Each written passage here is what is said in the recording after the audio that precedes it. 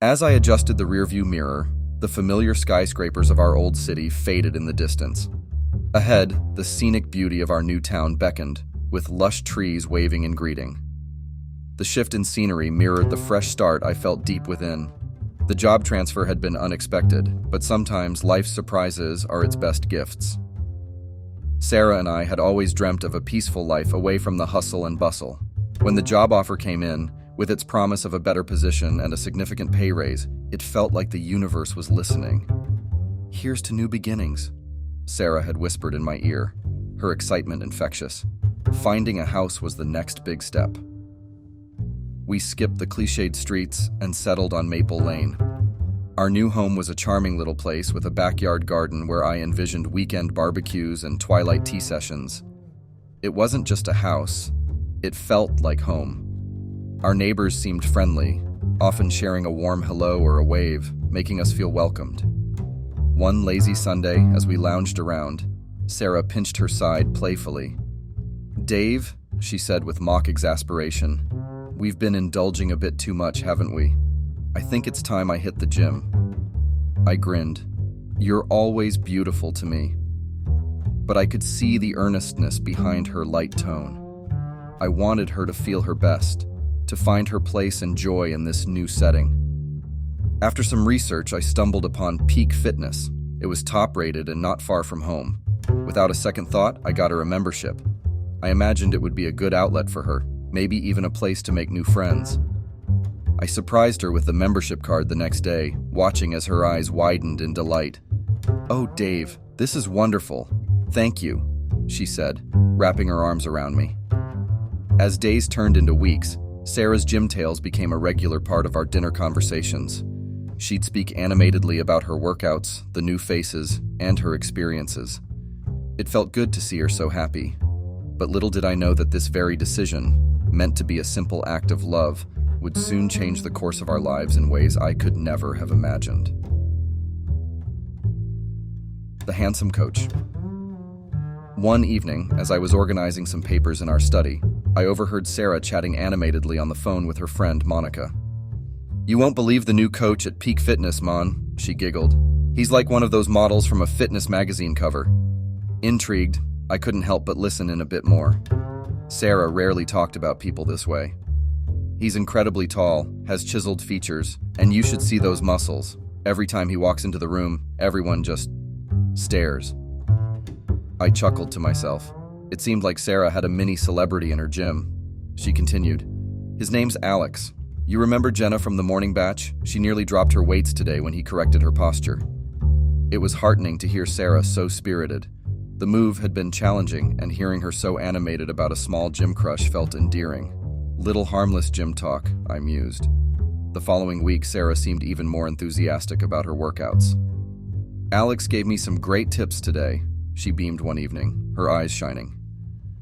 "He thinks I have potential, and if I'm interested, he's open to giving me personal training sessions." I hesitated for a split second. "That's great, isn't it?" I said, trying to sound enthusiastic. "Just be careful not to overdo it." Sarah caught the hint of concern in my voice. "Oh, Dave, it's not like that," she said, playfully nudging me. "It's just professional. Besides, think about how toned I'll be for our beach vacation next month." But as the days passed, Sarah began talking about Alex more frequently. Their workout sessions, the healthy diet he recommended, the jokes he cracked.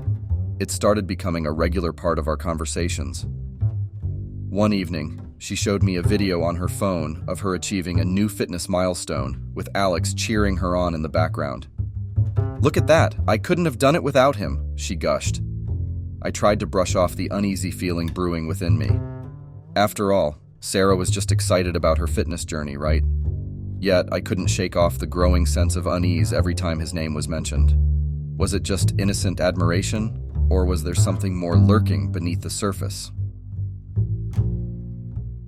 The first suspicions. Over the next few weeks, I noticed subtle changes in our routines. The woman who once loved lazy mornings now jumped out of bed with a zeal I hadn't seen in years. Sarah's workout outfits grew trendier, and there was a new perfume she wore, one that I hadn't gifted her. One evening, I planned a surprise dinner for us. I cooked her favorite pasta and lit some candles. As the clock ticked past our usual dinner time, I found myself constantly glancing at the door. Sarah finally walked in almost 2 hours late, her face flushed and her hair disheveled.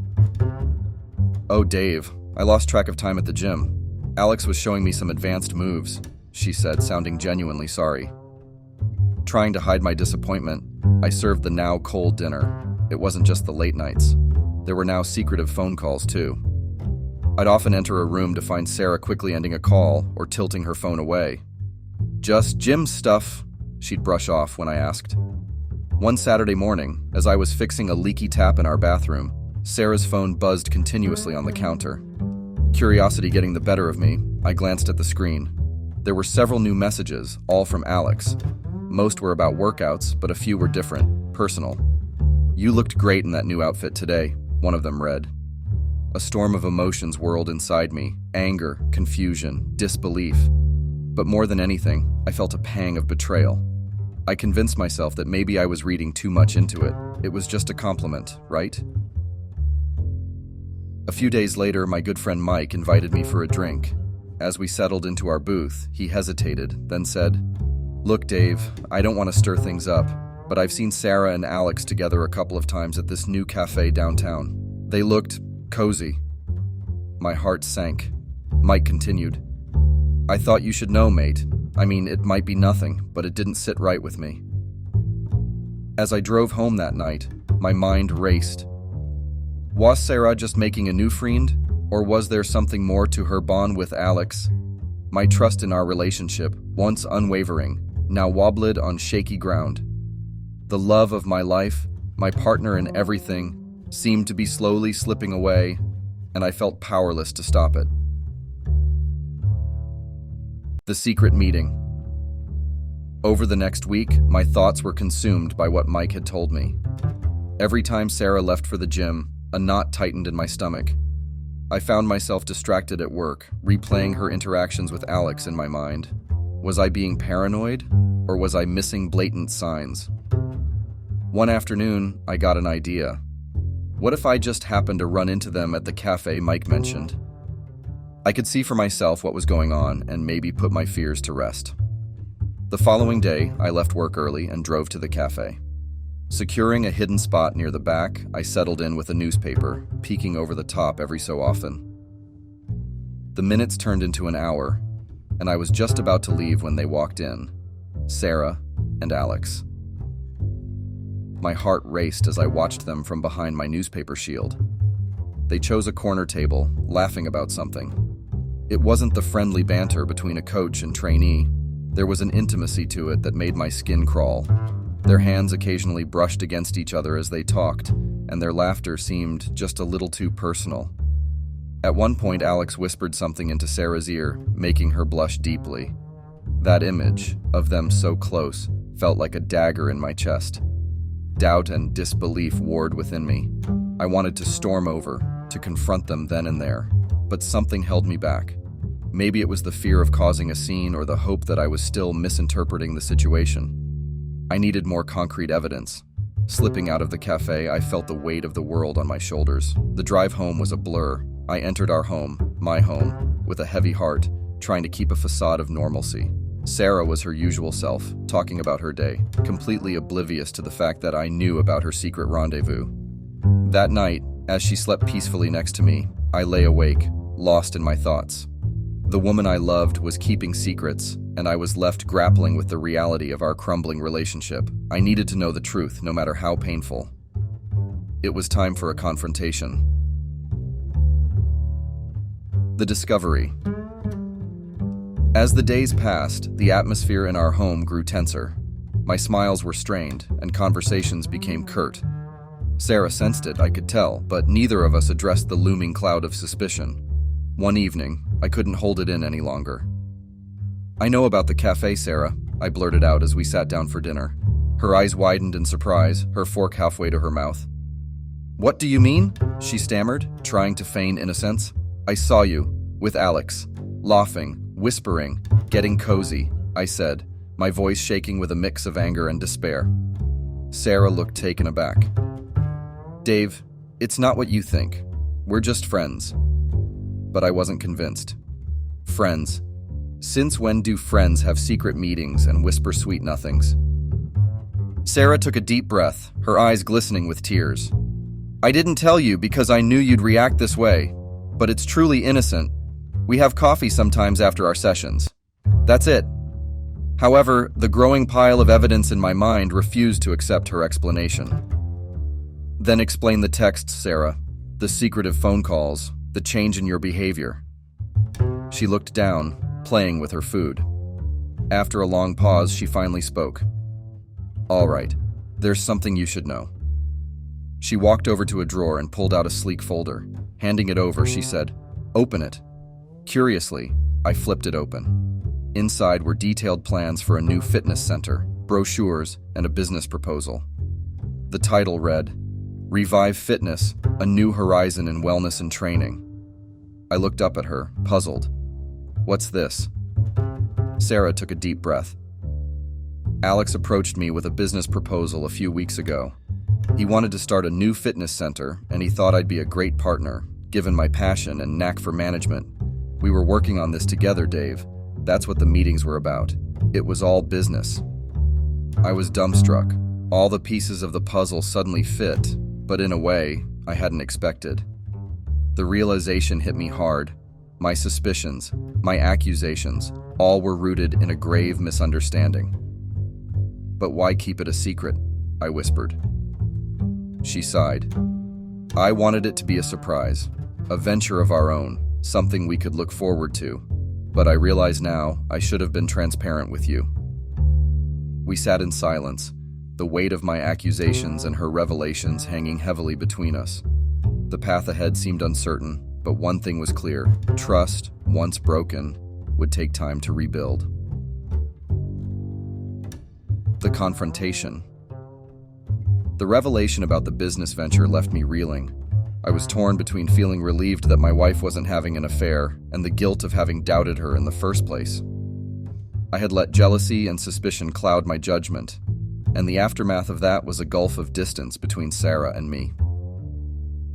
A few nights later, Sarah and I sat in the dimly lit living room, the only sound being the rhythmic ticking of the wall clock.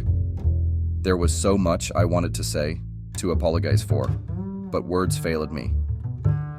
Dave, we can't go on like this, Sarah began, her voice barely above a whisper. You need to trust me. I do, Sarah. I truly do. When I saw you with him, laughing, sharing secrets, I felt replaced, left out. Sarah's face crumpled. I never meant to make you feel that way, but you should have talked to me, not jumped to conclusions. She was right. But another nagging thought remained. Why Alex, Sarah? Of all people. Why get involved with him? Sarah looked away for a moment, collecting her thoughts. He's good at what he does, Dave, and he saw potential in our partnership. It was purely professional. But I wasn't ready to let go. You must have seen how he acted, the messages he sent. They weren't just professional. Sarah sighed.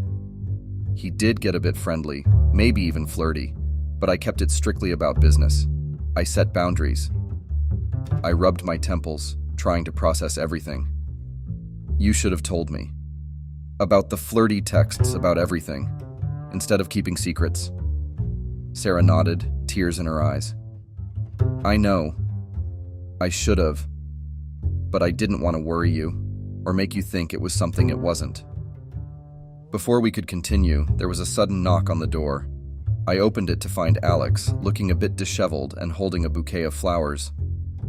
Is Sarah here?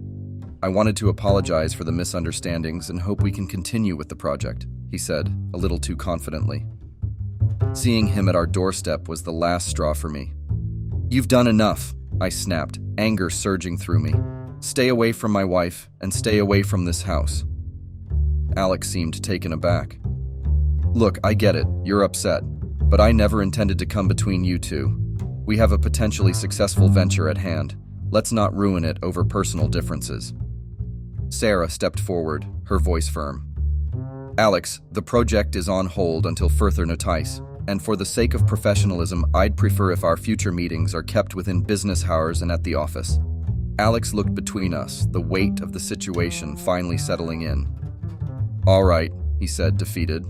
"I hope we can sort this out soon." He left the bouquet by the doorstep and retreated. Closing the door, Sarah and I turned to face each other. We were both at a crossroads, grappling with feelings of betrayal and misunderstanding. The future of our relationship hung in the balance, and only time would tell if we could find our way back to each other. The planned days turned into weeks, and while the air between Sarah and me was still thick with tension, there was an underlying desire to rebuild what had been shaken. We both felt it, even if neither of us said it aloud. We began attending couples therapy, which provided us a platform to air our grievances and work through the mistrust. One evening, after a particularly emotional therapy session, I sat at our kitchen island, going over bills and household accounts. I stumbled across a credit card statement, one I wasn't familiar with. Curiosity piqued. I went through the charges. There were several large amounts credited to a company named Revive Ventures. My heart sank. It was related to the fitness center project. "Sarah," I called out hesitantly, holding up the statement. She walked in, glanced at the paper, and took a deep breath. "I used our joint savings for the initial payments for the center. I thought it would be a profitable venture for us." "I wish you had discussed this with me first," I replied, trying to keep my voice even. Sarah's face was a mix of guilt and desperation. "I know, Dave. I messed up. But we can't back out now. We stand to lose everything." A heavy silence settled between us. The weight of our decisions, both spoken and unspoken, pressed down on us.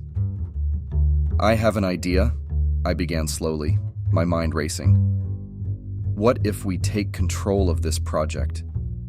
Ensure that it becomes the success you envisioned. But this time, we do it together." Sarah looked up, hope glimmering in her eyes for the first time in weeks. "How?" "We get involved in every aspect of it. From the layout of the gym, to the training programs, to marketing. And most importantly, we set clear boundaries with Alex." Sarah nodded, determination setting in. "We can do this. Together." Over the next few days, we dived into the project headfirst.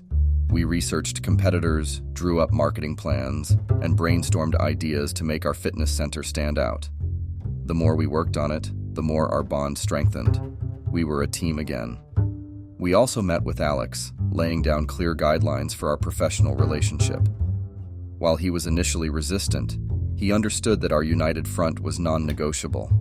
Late one night, as we pored over design layouts, Sarah looked up at me. "Thank you, Dave, for believing in this, in us." I smiled, taking her hand. "We're in this together."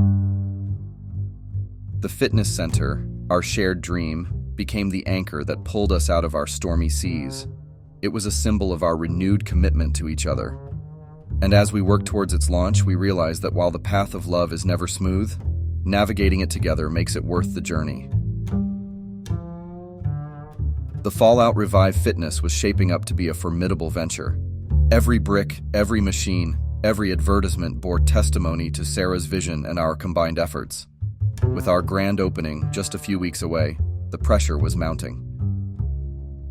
One morning, as I was scouring local papers for any mention of our center, an article caught my eye. It was in the business section, a feature on upcoming fitness ventures in the city. Eagerly, I began to read, expecting a positive mention of Revive Fitness. Instead, what I found was a scathing critique. The article hinted at mismanagement, questionable financial dealings, and even made veiled insinuations about Sarah's relationship with Alex. My blood boiled. "Sarah!" I shouted, waving the paper. She came running, worry lines evident on her face. As she skimmed the article, her face turned a shade paler. "This is sabotage," she whispered. We both knew who was behind it. Alex. Despite our attempts to keep things professional, it was clear he was unhappy with our united front, perhaps seeing it as a threat to his role in the venture. We had to act, and fast. Negative publicity like this could spell the end for our fledgling business before it even began. "We need to address this publicly," I said, determination filling me. "Clear our names and set the record straight." Sarah nodded. "A press conference. Let's invite all major media outlets and put forth our side of the story." Over the next 2 days, our home turned into a war room. We gathered evidence of our business dealings, our financial statements, everything that could prove the allegations false. The day of the press conference arrived. The room was packed with reporters, their cameras flashing. The hum of whispers filled the room as Sarah and I took our places at the podium. "We've called this press conference to address the false allegations made against us and our business," Sarah began, her voice steady. "For the next hour, we presented our evidence, refuting every claim made in the damaging article. The audience watched, rapt, as we laid out the truth. As the conference concluded, reporters swarmed us with questions. It was evident the tide was turning in our favor. That evening, as the story of our press conference made headlines, my phone buzzed with a message. It was from Alex. "Meet me. We need to talk." The next day, at a quiet park, I faced Alex. "Why, Alex?" I asked, anger evident in my voice. "Why try to sabotage us?" Alex looked down, guilt and regret evident on his face. "I felt sidelined, replaced. When you two united, I felt my role diminish. I overreacted. I'm sorry." His apology, though sincere, couldn't undo the damage he'd inflicted. "You need to make it right, Alex. Publicly." He nodded, understanding the gravity of his actions. Over the next week, Alex gave several interviews, retracting his statements and apologizing for his role in the smear campaign. The public, always eager for a redemption story, lapped it up. However, the trust was broken. Sarah and I decided to buy out Alex's share in the venture, parting ways professionally. The fallout from the controversy made one thing clear.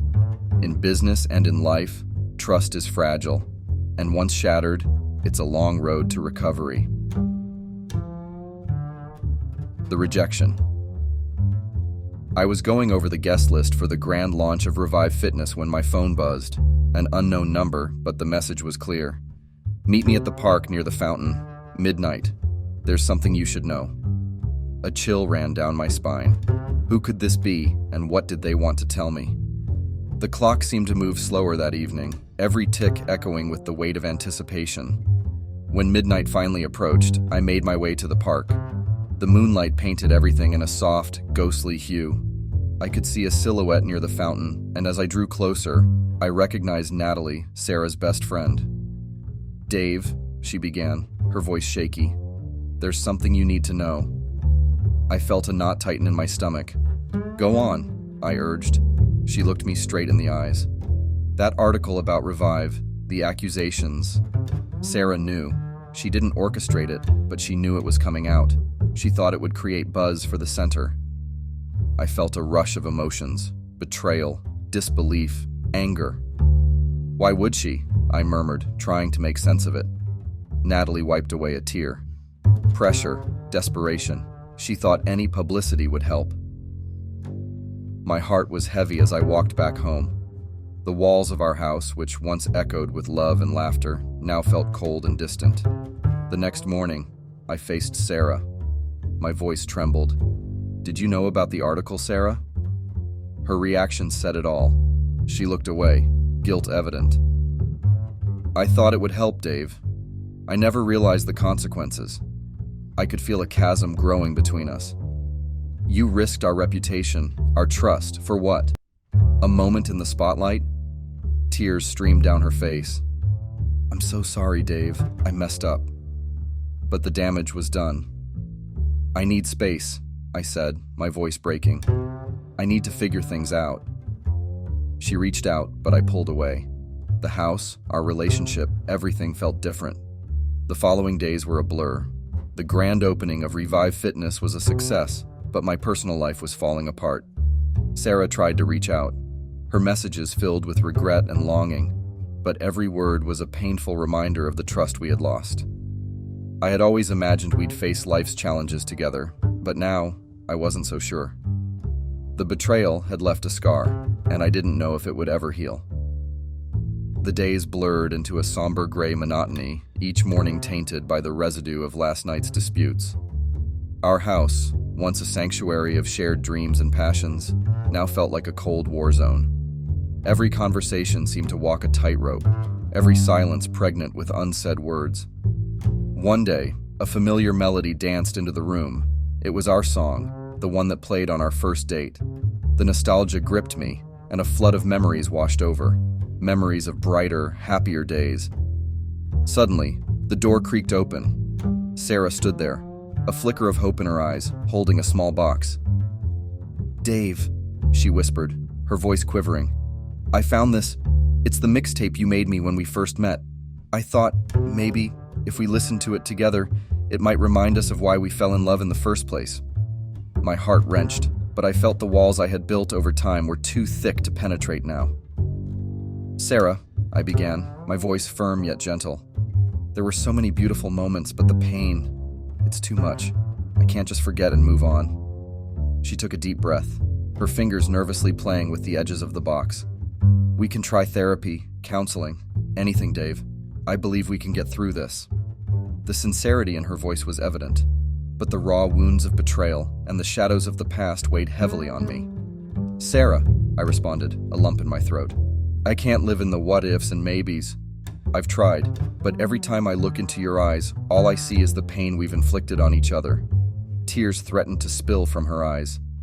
"Dave, I'm begging you, give us another chance. We've been through so much together."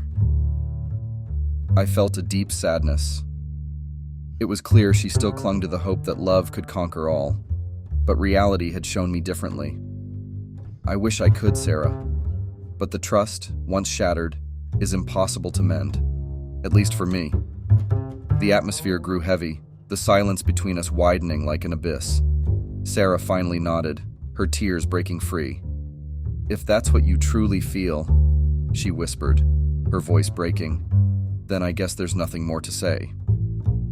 I stood at a crossroads, torn between the pain of the past and the faint hope of a possible future with Sarah. Her eyes searched mine, desperate for an answer. But in this moment of uncertainty, I turned to you. Should I give our love another chance, or is the pain too much to bear? What would you do?